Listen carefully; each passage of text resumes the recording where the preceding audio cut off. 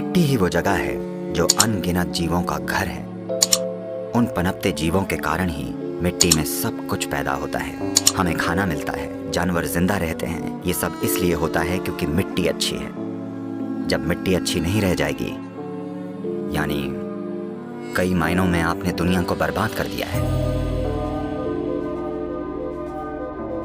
हम कार्बन की बात करते हैं, वातावरण में मिलने वाली गंदगी और कई स्तरों पर होने वाले प्रदूषण की बातें करते हैं। इससे पहले हमें सबसे बड़ी परेशानी का समाधान खोजना होगा, क्योंकि दुनिया में एक गलतफहमी है। अभियान चलाकर नागरिक या सिविक मुद्दों को पर्यावरण के मुद्दे बनाकर पेश किया जा रहा है। आज अगर न्यूयॉर्क शहर में प्लास्टिक की थैलियां तैर रही हैं, तो ये पर्यावरण का नहीं बल्कि एक नागरिक मुद्दा है। अगर हमारी नदियां प्रदूषित हैं, तो इसे ठीक किया जा सकता है। 1 या 2 सालों में अगर इसे साफ करने वाले जरूरी प्लांट्स लगाए जाएं और कानून लागू किए जाएं, तो ये नागरिक मुद्दे हैं जिन्हें कानून लागू करके और जागरूकता के साथ ठीक किया जा सकता है। But the real issue is soil. पर असल मुद्दा मिट्टी है। संयुक्त राष्ट्र की एजेंसियों के पास पर्याप्त वैज्ञानिक सबूत है। वो ये साफ कह रहे हैं कि हमारी जमीन पर 80 से 100 फसलों के लिए ही खेती की मिट्टी बची है। यानी हमारी खेती करने के लायक जमीन 45 से 60 सालों तक ही बचेगी।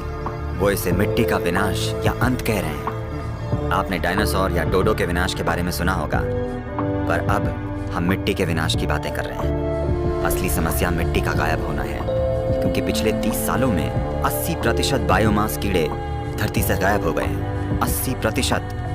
ये आत्महत्या है। ये वाकई आत्महत्या है।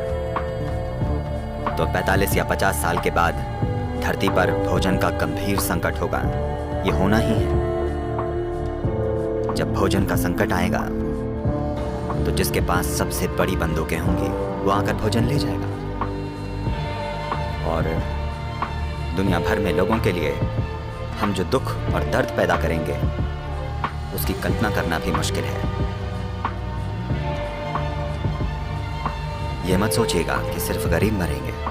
वो अमीरों को मारेंगे और अमीर मरेंगे। तो मैं चिंता पैदा करने की कोशिश नहीं कर रहा हूँ। ये एक सच्चाई है जो हमारे इतिहास में कई बार हुई है, और एक बार फिर दुनिया के मुख्य वैज्ञानिक इसकी भविष्यवाणी कर रहे हैं। तो हम इसका क्या करने वाले हैं?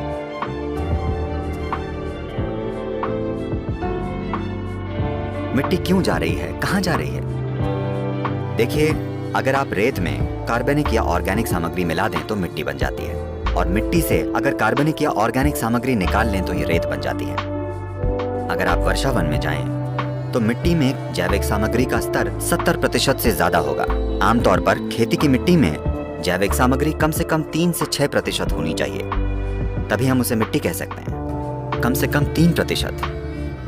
पर आज उदाहरण के लिए भारत की 62% मिट्टी में जैविक सामग्री 0.5 या उससे भी कम है। तो वाकई हम रेगिस्तान बनने की कगार पर हैं। ये पूरी दुनिया में हो रहा है, सिर्फ एक देश में नहीं। अमेरिका में जिस तरह से खरपतवारनाशी, कीटनाशकों या पेस्टिसाइड्स का इस्तेमाल हो रहा है, हमें यह समझना होगा कि बायोडाइवर्सिटी या जैव विविधता का लगभग 82 से 86% मिट्टी के ऊपरी 12 इंचों में होता है। जब हम मशीनों से जुताई करते हैं, जैसे ट्रैक्टर 9 से 12 इंच की गहराई तक जुताई करता है और उसे खुला छोड़ देता है, इसका मतलब है हम जैव विविधता को बिल्कुल नष्ट कर रहे हैं। जैव विविधता यानी मिट्टी में मौजूद ह्यूमस। ह्यूमन शब्द ही ह्यूमस शब्द से बना है, यानी ये मिट्टी वाकई जीवित है। तो ये बहुत जरूरी है कि मिट्टी पर ध्यान दिया जाए, क्योंकि अगर आप 1/3 से 40% भूमि को पेड़ की छाया में रखते हैं, खासकर उष्णकटिबंधीय या ट्रॉपिकल दुनिया में, तो जलवायु में बदलाव को आसानी से पलटा जा सकता है। जमीन बस इसलिए गर्म होती जा रही है क्योंकि इसे जोता या पक्का कर दिया गया है। जमीन को पेड़ों से ढकना जरूरी है, चाहे जैसी भी प्राकृतिक घास, झाड़ियां, पेड़ जो भी हों, क्योंकि ये सब पर्यावरण की मदद करेंगे। और हमें यह भी समझना चाहिए कि मिट्टी एक बहुत जरूरी कार्बन सिंक है, और मिट्टी ही धरती पर सबसे ज्यादा पानी सोखती है। ये मिट्टी ही है जो सारे जीवों का आधार भी है। धरती के चारों ओर औसतन 36 से 39 इंच ऊपर की मिट्टी धरती के 87% जीवों का आधार है। बायोडाइवर्सिटी को जिंदा रखना अभी यही वो चीज है जो करना सबसे ज्यादा जरूरी है। अगर हमने अभी शुरू नहीं किया तो ये नहीं हो पाएगा। इसके एक हिस्से के रूप में हम ज्यादा से ज्यादा लोगों को एकजुट करने के लिए कॉन्शियस प्लैनेट नाम का एक अभियान चला रहे हैं। अभी तो ऐसा लगता है जैसे जलवायु परिवर्तन, पर्यावरण और ये सब अमीरों और ऊंचे लोगों का खेल है। नहीं, हमें इसे बदलना होगा। हम जिस खतरे का सामना कर रहे हैं उसके लिए व्यक्तिगत तौर पर हर इंसान को जागरूक होना होगा। पर्यावरण के मुद्दों को चुनावी मुद्दा बनना होगा और राजनीतिक दलों को अपने घोषणा पत्र में पर्यावरण के मुद्दों को महत्व देना होगा। हमें पर्यावरण के मुद्दों के लिए चिंता करने वाली सरकारें चुननी होंगी। ऐसा होना जरूरी है।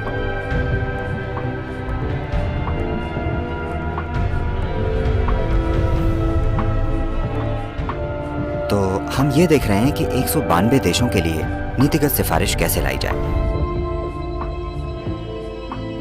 ये रैली 21 मार्च को शुरू होगी, जो लंदन में इक्विनॉक्स यानी दिन और रात के बराबर होने का दिन है। और लंदन से एक अकेली मोटरसाइकिल 30,000 किलोमीटर की सवारी करते हुए 24 देशों से गुजरते हुए कावेरी बेसिन तक पहुंचेगी, जहां हम जमीनी काम कर रहे हैं। ये एक 83,000 वर्ग किलोमीटर बड़ी नदी घाटी है और वहां 52 लाख किसान काम करते हैं। हमारा ये शरीर भी मिट्टी ही है।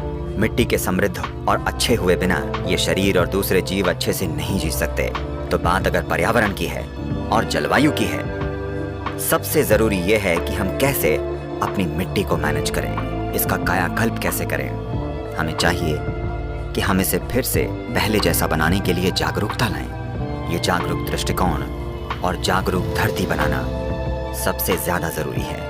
और बहुत बड़े पैमाने पर लोगों को शामिल किए बिना ये एक सच्चाई नहीं बन पाएगा, क्योंकि हम एक लोकतांत्रिक देश हैं। ऐसा सिर्फ तभी होगा जब लोग ये कहेंगे कि यही वो चाहते हैं। तो आइए एक